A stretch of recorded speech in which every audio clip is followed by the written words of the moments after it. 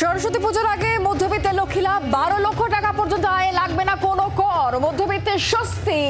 অর্থমন্ত্রী নির্মলা সীতারামনের তরফ থেকে বেতনভোগী কর্মীদের জন্য বড়সড় ঘোষণা করেছেন তিনি। নতুন কর কাঠামোয় 12 লক্ষ টাকা পর্যন্ত আয়ে দিতে হবে না আয়কর। বাজেটে প্রবীণ নাগরিকদের জন্য বড় ঘোষণা করা হয়েছে।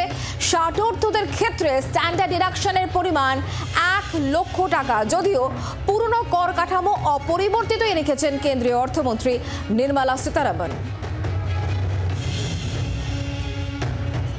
আজকে শুনলাম যেটা যে কেন্দ্রীয় সরকার থেকে 12 লক্ষ টাকা যে ছাড় ঘোষণা করেছে, আমাদের মতন সাধারণ যারা আমরা চাকরিজীবী তাদের পক্ষে একটা বিরাট ঘোষণা। তার কারণ হচ্ছে আমাদের তো বিভিন্ন রকম জায়গায় আমরা ইএমআইতেই জর্জরিত।